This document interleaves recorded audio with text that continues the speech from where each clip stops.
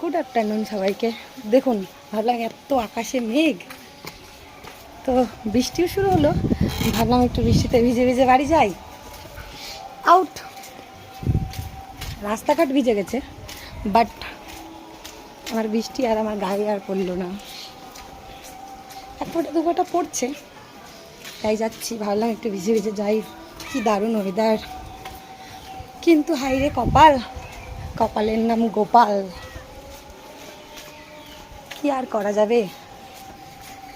Phone camera on করলাম আর বৃষ্টি গায়ে।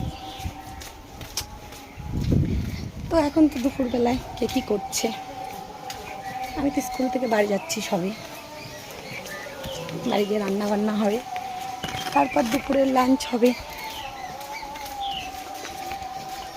এই যে চারিদিকে গাছপালা সব কিছু।